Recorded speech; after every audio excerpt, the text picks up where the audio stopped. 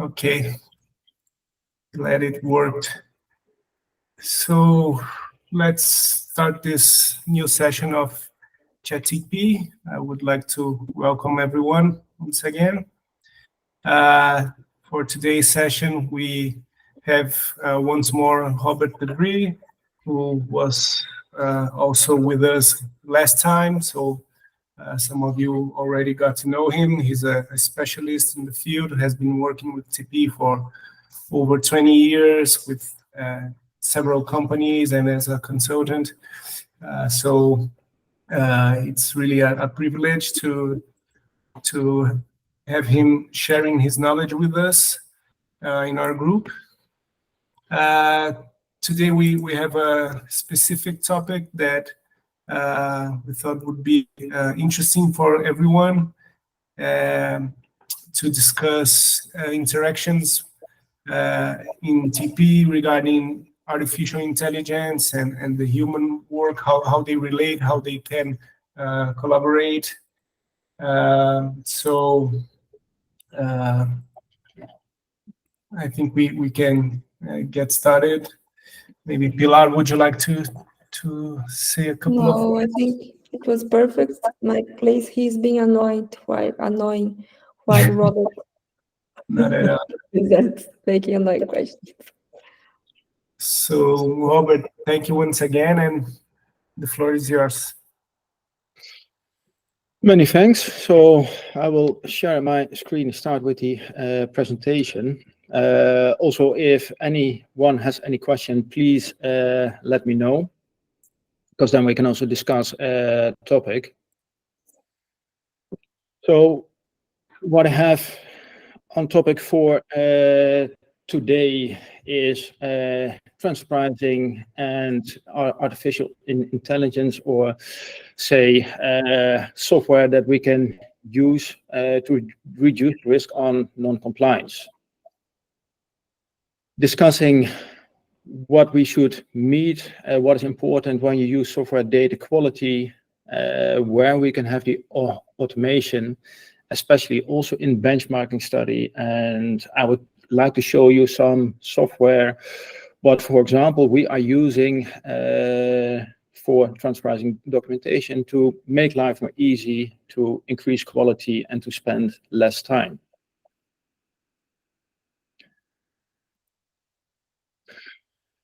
So we started with transparency says hi. What we mean with that is we really like to cooperate with artificial intelligence. And why do we want to do it? Because what we see in transfer pricing is that it concerns quite a lot on data, on procedures. We see that data is really increasing. We see also that applicable rules and regulations, they are changing, they are increasing. You are in different countries, so you need to be aware of quite a lot of things. What I see most of the times in companies is that they do not want to invest that much in compliance, because that will not drive your profit, but it can cost you money. So that's why we look at really how can smart software or AI help us being compliant. But it will never enables us to be compliant. We still need the human knowledge. So we look at the combination. That's also why I asked AI, hey, why is it a powerful combination? So for this slide, I've been really lazy and let AI tell me why we can work together. And it came up with, let's say, the 6 bullet points you see on the left. And there I really think that I agree with AI and see that we can really add value when working together. Looking at the large piles of data that we have, that is too big for us to get insight in. So, for example, we look at intercompany transactions. But what I have seen quite a lot is that we were not complete at the intercompany transactions. We always forget that, hey, we sold a machine to a related party, or we have a person who is performing services for the other party. We send an invoice, but we forget, hey, we should include that in our transfer pricing documentation. So we can use smart software to check our ERP system. Hey, what do we charge to related entities, and how can we classify it? So that really helps us from that perspective to reduce the risk of non-compliance, but it also saves a lot of time. Because I had to do it for a multinational in 60 countries. So then you are running through Excel files, and I'm always really sure if I do a job that someone will find an error, and that's always because we're human. But then most important is also when we are going to the next step is when can we use smart software? So we need to make sure that we have alignment between quite a lot of sources. We need to have a corporate governance in place to ensure that it is aligned. So we just shortly discussed legal, so we need to have contracts in place. But we need to make sure that the legal contracts align with the factual circumstances. Also, that from a procedural perspective, hey, that is aligned with the other. But if the procedural, the legal, and the factual are aligned, but financial is not, for example, we have all the processes in place, but we forget to invoice, then we are already in the field of maybe profit shifting. Then we have strategic, the really soft spot. So I can have a strategy where I tell, hey, we have the key value drivers where we say that any local sales entity has the full responsibility. But factually, it can be that at HQ, we take all the decisions. So we again have a misalignment. And I think especially when we look at Brazil, the tax authority has quite some financial information. So they have really the tools in place to check if there is any misalignment.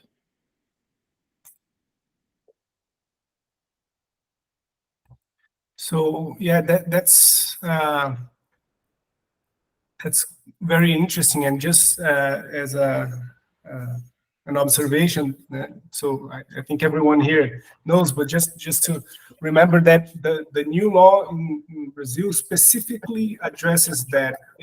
It says that the comparability analysis will take into account not only the agreements, the documents, but the facts that demonstrate the effective behavior of each party, the functions, the assets, and the risks taken by each party. So it's really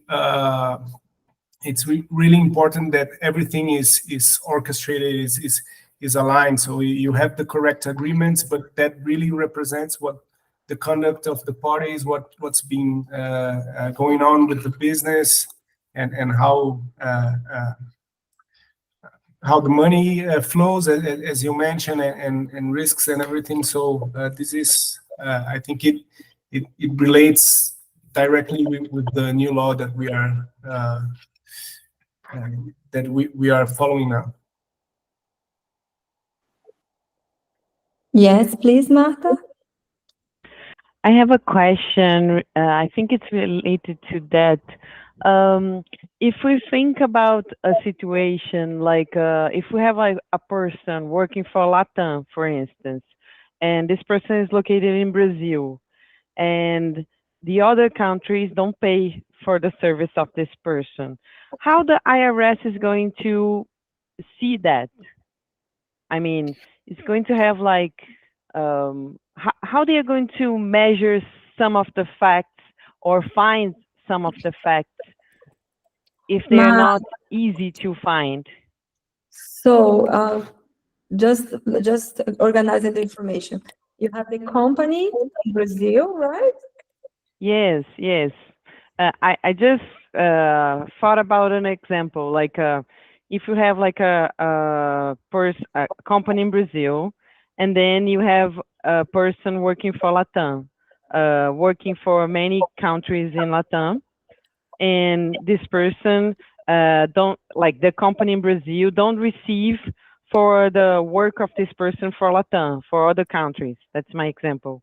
Um, how, I mean, this is a non-compliance, and I think, I mean, Brazil is supposed to receive from the other countries, right, for the service of this person, correct? But if it's not being like that, how the IRS is going to find? I'm trying to make a link for what was just said from Flavio, and I'm just trying to see how some of the facts, I just make an example, how the IRS is going to see some of these facts, you know, because I know that they're going to look the contracts, they're going to look the invoices, but, and also the facts, but how they're going to see the facts? That's my question. That's what I'm thinking about.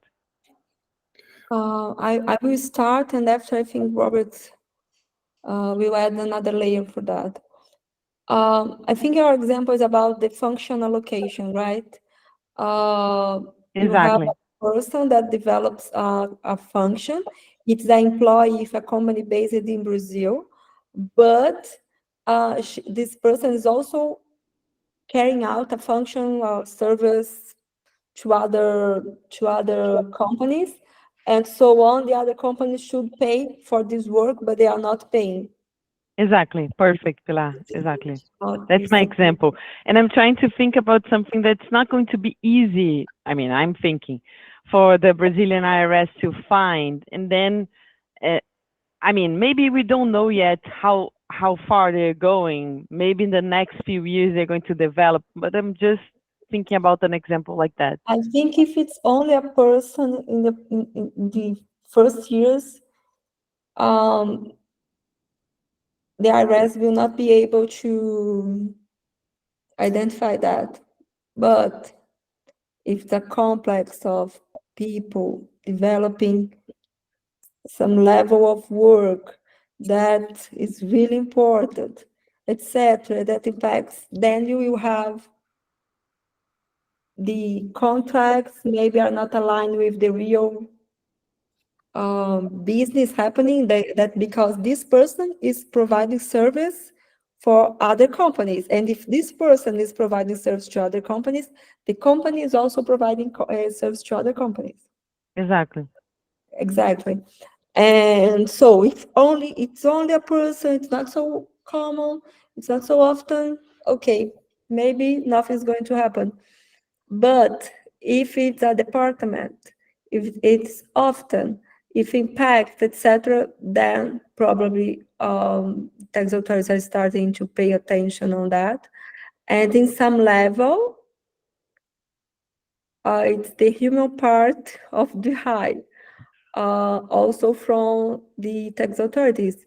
In some level, they are going to have to understand better business and sometimes visit the companies to understand how it works, to see the real business, not only the business that are described in the documentation. But maybe Robert want to add something else. Yeah, so when we look at a tax authority, they have quite some insight in the business itself, but also in the comparable companies. So when you, let's say, it's always easy to review.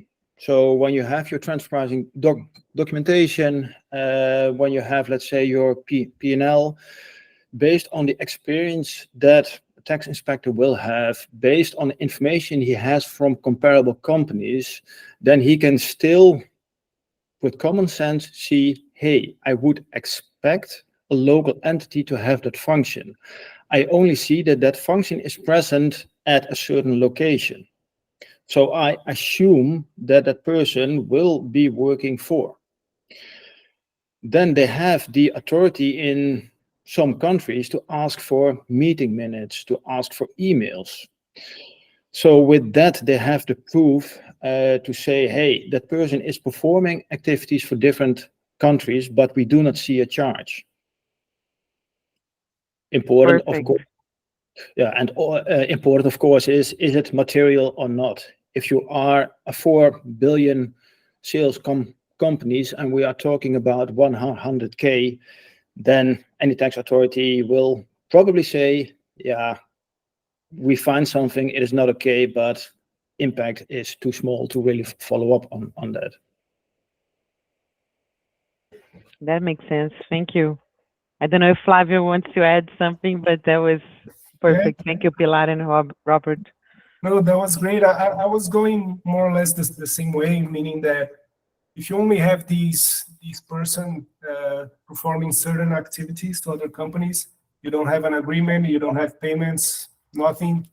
It's more difficult. It's unlikely maybe that the tax authorities could identify if it's just, let's say, some sort of smaller rules. It's just doing certain things to other companies. But if this impacts in other transactions that will be inspected, so these the work performed by this professional is related to maybe a project that it is developing some IP or is connected with the transactions that have maybe import and export of goods or services between these parties, then within the context of this audit, maybe tax authorities could identify that there is someone providing work that has value that impacts this transaction, and that could lead to the knowledge of these. But if we are saying, oh no, it's just someone that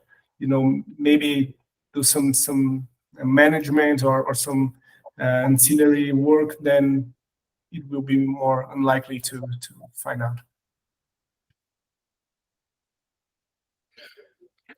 And I think it's also from the perspective when we look at, let's say, where I say we need to have the alignment. We also need to make sure that we do not go into too much detail, because if we go into detail, it means that we have really a lot of work making sure we are aligned, and in practice we will never be, because there will be small changes. So from a legal perspective, from a transfer pricing perspective, describe it on a certain level where you don't go in too much detail, but also don't go too high, but that you leave a little room for, let's say, your own interpretation.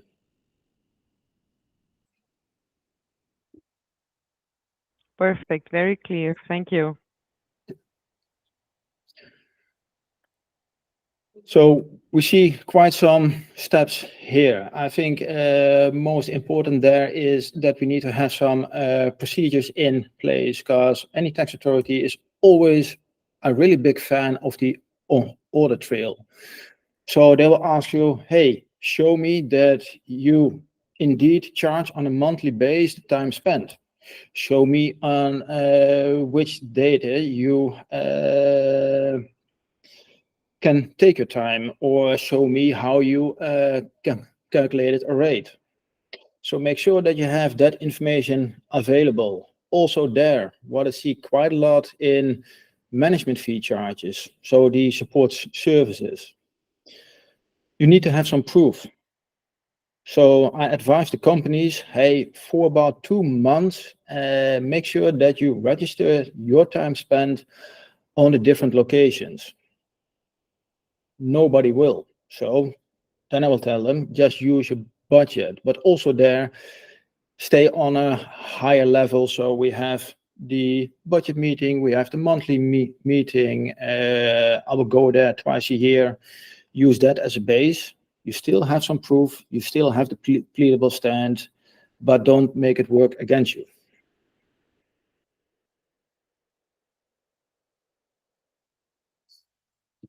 But we're talking about the data because we want to use software. And currently software is not really that smart that it can also work with software of poor quality. So we really need to think about, hey, how can we ensure that the data quality is still good enough that we can work with it. And what I mean with data, that can be the invoices that we are sending, or a little bit more challenging, the segmented P&L we need to have available when we are charging out different type of intercompany transactions. For example, management fee is low value adding, then maybe some engineering, maybe marketing, maybe the sale of products.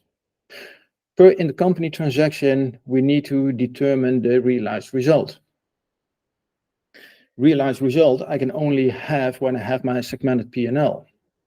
So you need to think about how am I charging cost to that P&L. So meaning you need to have data to provide it in information. So looking from that perspective, we have the data creation process, but make it simple. It's more about we need to have the data. Where does it come from? We need to have an audit trail. And we need to know if we are going from a trial balance to a financial statement, how do we get there? And that is also, from my perspective, the deepest that I want to go into any data collection. So next step, we are going back to transfer pricing. Also in the last presentation, I was talking about the cycle that we have. So we start with a transfer pricing strategy. It should be aligned with your business processes, but it doesn't define your business processes. It is also not about evading any tax that you want to pay, but more about making it as efficient as possible.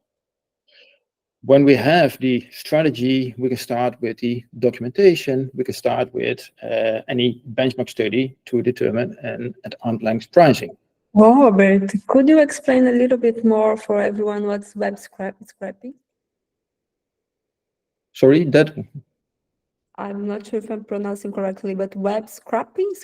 I will get to that in a second.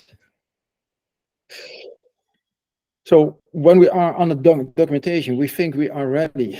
Unfortunately, the most fun part starts, because we need to make sure that our actual result aligns with the documentation and with the strategy. So we need to make sure that if we tell them, hey, we are using a markup 5% on the low value adding services, we need to show that in our P&L, markup is indeed 5%. We also need to have the procedures in place. That can be quite some work. So then we get to the web scraping part and the predictive analytics and a lot of nice parts that can help us. So we're looking at the predictive analytics. So it is more about using smart software on data that you have, on data that is available in the market. You can see how probably the market will develop, but also how your services or products will develop. Will they grow? Will demand remain on the same level? Will it increase? So in this part with the predictive analytics, the software will help you to understand how the market will develop, and you have the insight to act on it. So with this, you can learn, hey, one product price will increase because there is a shortage, meaning we need to think about that the price that we charge to our related entity. Web scraping is where we where we use software to gather information from the World Wide Web. So we define a search, for example, look for our competitors in the Latin area and maybe also in the US, and describe their product offering. And then web scraping will search website of comparable companies in the specific area and provide that information in a way that you want to see. So gaining insight in how the market maybe or how your competitors will develop. With the Robert, I think you are giving examples, but maybe you can give a more specific one. I don't know, for example, imagine if you are a company in this field and you are looking for this kind of information, because I think especially for Brazilian audience, it is still a little bit abstract how that is going to work. And then if you can bring something related, a little bit more specific, maybe it can help to understand how it works in the real life. When we look at web scraping and the analytics regarding TP strategy, so when you look at strategy itself, I think this is not really the most important topic in the transfer pricing cycle. It's more about gaining insight. So, for example, when I'm trying to buy a car, I need to understand for what do I need a car? Do I want a luxury one, or do I just want to drive from A to C? But when I have, let's say, my list of requirements, I want to understand which cars are there in the market. But maybe I can do it in a smarter way. I'm going to rent a car. So with this part, with the web scraping, I can define a search, and web scraping provide me all the information of cars that meet my requirements or any other type of transportation that get me from A to B. So it's making me smarter from information from competitors. I hope that this explains it a little more. I see a thumbs up from yes, yes. yes. Then when we look at the transfer pricing documentation, it is, for the OECD, it's quite a lengthy document. So you need to include quite some information. Don't copy paste the website, because that's mostly a little bit the commercial part. Keep it factual, keep it from a business perspective. Also make sure that it aligns with your local processes. I have learned during the years that in general, people will tell you the, let's say, the process, how it should be, not how it actually is. So then I go back to process mining. So I connect to any ERP system, and it will tell me how the flow through the ERP system is. So it will tell me the factual processes. Then you can discuss with the responsible people, hey, you tell me A, I see B, can you explain? I can also see any steps that do not align with the process. And then next step is machine learning. It's also a really broad description, but it's more, I can say, hey, I have a large pile of data, so I have all the in the company transactions present. I have my complete database. Check the database for sales or purchases from related parties. Make a classification. So then the machine learning, or let's say the software, can run through your database and provide you all the IC transactions.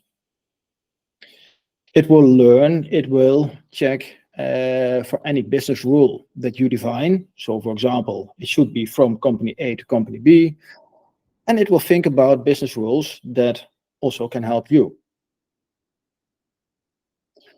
And of course, we have any other AI like open AI like ChatGPT, the Copilot that can help you with any text. But I think most of us will already recognize text that is generated by AI. So we need to make sure that software helps us, but it provides us insight, but then we make the necessary adjustments. With the implementation, the reconciliation, when at year end, you need to prove that your actual result is aligned with the interquarter range. So let's say with your at arm's length pricing. That can really be a tedious process. So it can really take a lot of time to run through any transactions that you have to really make sure that they align. Because what you really want to prevent is any really large year-end adjustment. Because, oh, I'm sorry, I forgot to include the markup, and I charged out 10 million to the other companies, but now I need to include the 5%. I need to send an adjustment invoice after year-end close. They will be happy that you do, let's say, the adjustment. However, it doesn't have only implications on your transfer pricing, but it will also have implications on your VAT. And any tax authority probably will think that you are not in control, because if you were, you would not have such a big year-end adjustment.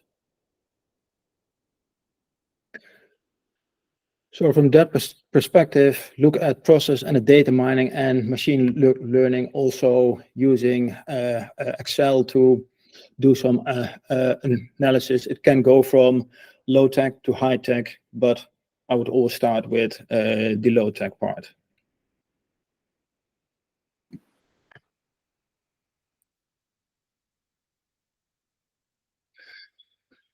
And then we get to my favorite, the benchmark study. So currently in the market, we hear quite a lot about, hey, we can really automate the benchmark study, because we can do it. It will take you about 4 days to perform one benchmark study. We can use software. We start with the Boolean search. So for example, I use the database of TP Catalyst. It has 34 million companies, and I think to manually check 34 million companies is rather a challenge.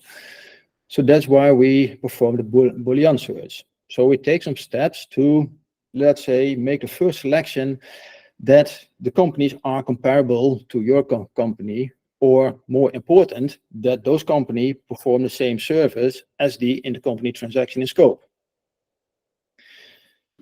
Really nice example I had with a Polish tax advisor.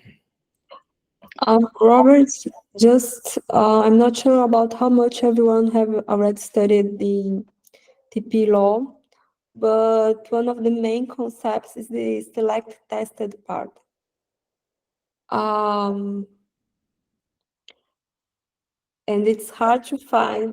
You are intra-group operation, then you have to decide who will be the selected tested party, because from there you can search for comparables. You have to define this first to be able to search for comparables, because you have the allocation of the functions, risks and assets, and etc. So that's why you have to start from this any benchmark study.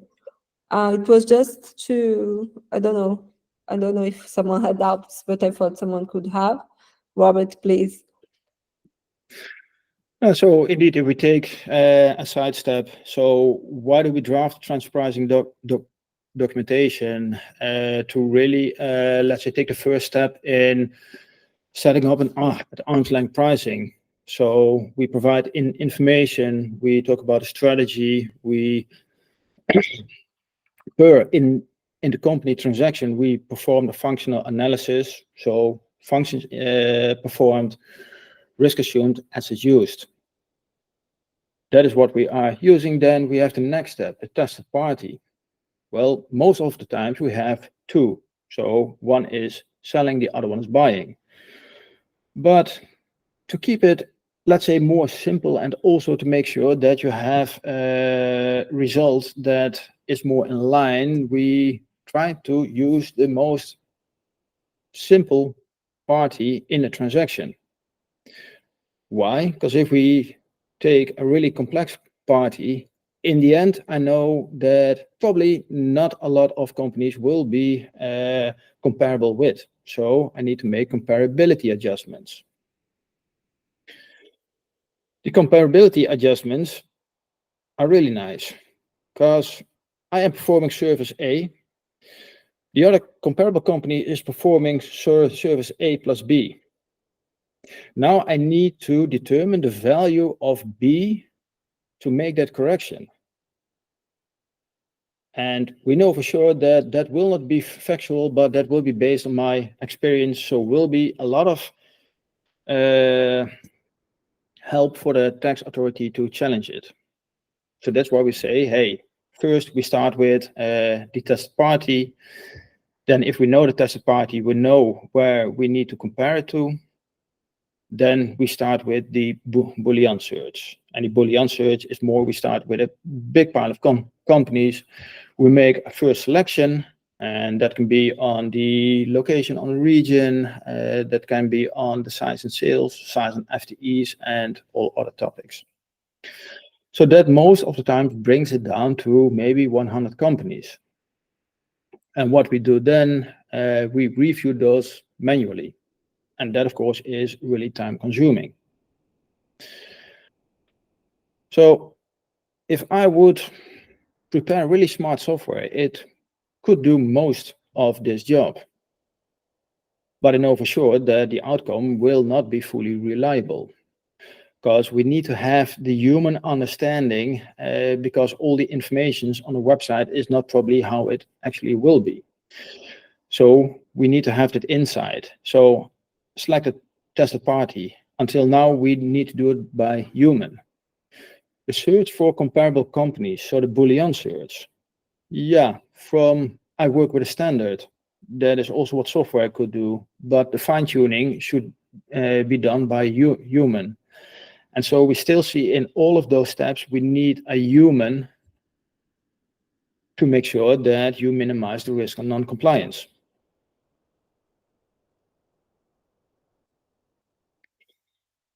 So I think now for the next step, I would like to show you, let's say, a software solution that we are using for drafting the documentation, for performing a benchmark study. But of course, if there are any questions. Yeah, there's a question here on the chat box. Lily asks, so AI cannot choose the most simple party to be compared. It has to be chosen by a human. So maybe you want to comment on that? Yeah, because it is more like, how can software determine that it is a simple entity? How do we define simple? So that really includes quite a lot. It's about the functions being performed, services being delivered, maybe in a certain country where we know that the comparable companies are low. So it really has quite some factors that we need to check. And only when AI is getting smarter than humans, then they can do a better job. But for now, it is not standardized. So Shell is working with, let's say, the phrase ESSA, that is eliminate, simplify, standardize, automate. So meaning we need to standardize, and that is, let's say, the level of software that we are currently on, and making selections based on a lot of variables that I think is still a bridge too far for artificial intelligence. Or let's say it increases the discussion you can have with any tax authority. And I think that's the point that you want to avoid.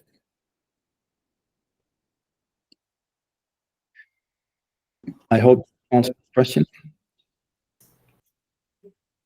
Yes, can say yes.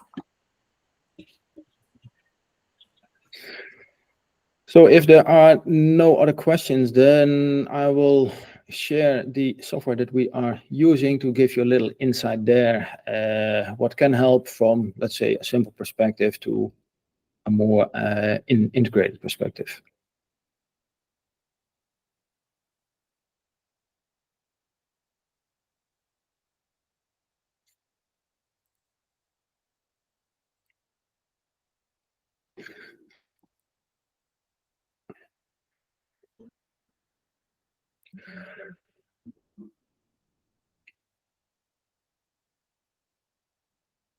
Yes, so it was taking some time. So we are using the software TP Genie because I was getting a little bit annoyed of working with Word to prepare the local files. Because with copy paste, always something will go wrong. So what we want to have is, let's say, a database of the companies, and I really enjoy regarding myself as a multinational company. So I think it would be nice to be in the US, in Spain, in Brazil, in a lot of countries. But if I'm in a lot of countries, I also need to make sure that all the intercompany transactions I have, I register them in a good way. So what we start with, we have a list of entities. So we have our group. We have the intercompany transactions. And then we have any documentation. So what we do with the documentation, that per country, we are going to prepare a template that is compliant with the local rules and regulations. So really, Just the transaction profiles. Can you go back there, please? Guys, who is already studying I imagine everyone is, the Brazilian legislation. When you see the transaction profiles, they are some level mirrored in the law. For example, the last one, provision of high value, it's a little bit small, but service, right? So you have the tested party, the software kind of mirrors the TP OECD for sure, but also we can see that in Brazilian law. And it's a really good way to see how that can be organized to get the relevant information you need to be able to do a benchmark study, to compare situations, and etc. But for me, I'm quite sure Robert's going to address that much better than I could. But it's interesting to see how the law is inside, not Brazil, only Brazilian law, because it's all following OECD model, but is inside how the software was structured. Just that, Robert. yeah, because I also think I will not go into a lot of detail here, because then probably we will have dinner together. That is what I want to avoid. So it's more about showing you also the more easy way of saying, hey, I have an intercompany transaction, and I know research and development, they are involved, and it's performed by the provider. So really easy way. So that is, let's say, a lot of rather low-tech software to work on that. So you have, in a standardized way, you have your functional analysis in one place. And my excuse for jumping from left to right, you can do your benchmark study. So it will tell me what I'm doing wrong, but it's also here where I can perform a benchmark study where I can use, let's say, the web scraping part. That is where the software is telling me, hey, you're stupid because you forgot this step. So improving the quality of the work. The document template, what I discussed. So we are not going to work on, let's say, drafting it every year, but making it more easy. Also, we can look at the agreements. That's what we discussed in the beginning. Hey, we need to draft the agreements. Then we need to make sure that everybody is also signing the agreement. That is also something that you can include in a tool where we already have a template for an agreement, and we have the full present to see what the status of the agreement is. We can have the order spiral, who did what and when. So really from this perspective, having, let's say, your documentation in one place, single source of information, having insight in who did what. For example, if you ask your manager or your local controller to review the documentation, and you've seen that he said, oh, it's okay, but just spend 5 minutes on it, you also know that the quality of the review was rather limited. So this just as a really, really high level and in a nutshell, what transcribing documentation software can do for you, and also on a high level, what machine learning can do for you.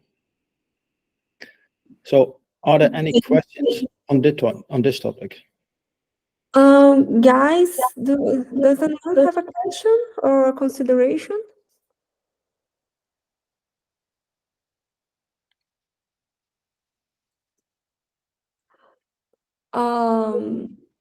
So Robert, so you use the software, you put all the details, and then you have a draft, probably, of the information gathered, etc., and the conclusions.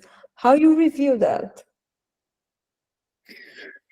So that is what we do in different ways. So what is important in transcribing documentation, that it meets the requirement that the information included is accurate and complete. I am never in the position to determine that the information is accurate and complete, because the company knows way better what they are doing and how they are working with it. So it is always where we cooperate. I think it's important that also the company has a responsibility in that field. We do a review from a regulatory perspective. We can provide advice, we can provide a template, and the company can provide that information. And of course, that is what we can check based on interview. So from that perspective, it is cooperating. And what we see, sometimes company want to have a license on a software itself, where we do a review. On the other end, we do interviews, we ask for specifications, and we draft documentations where we have a review about a customer.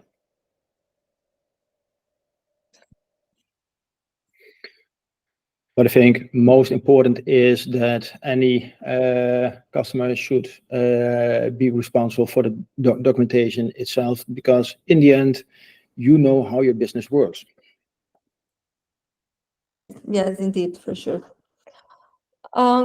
So guys, if we don't have any other questions or considerations, I think we are done for today.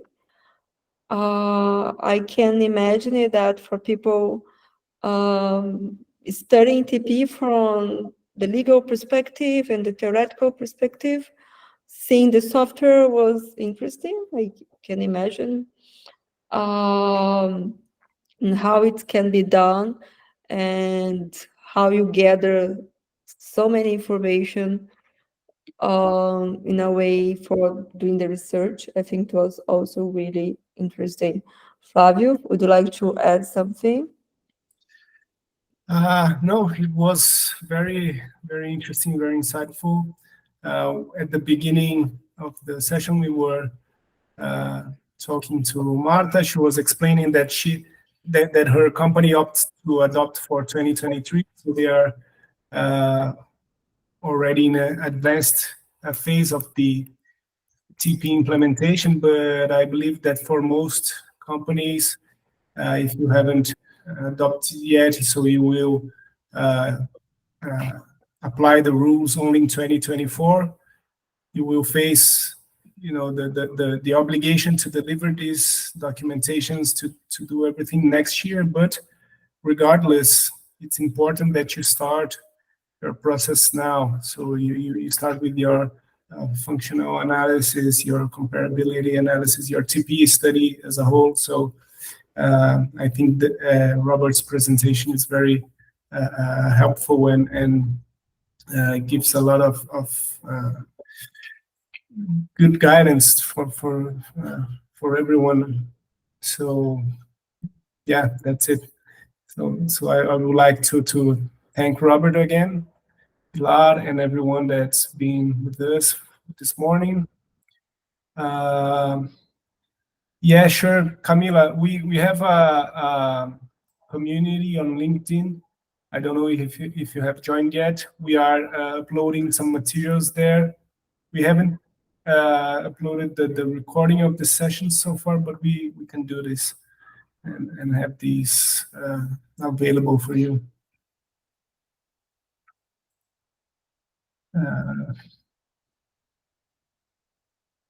So I Yes. guess that's it. Yes. So bye-bye. Thank you, everyone. Bye-bye. Bye-bye. Thank you. Bye-bye.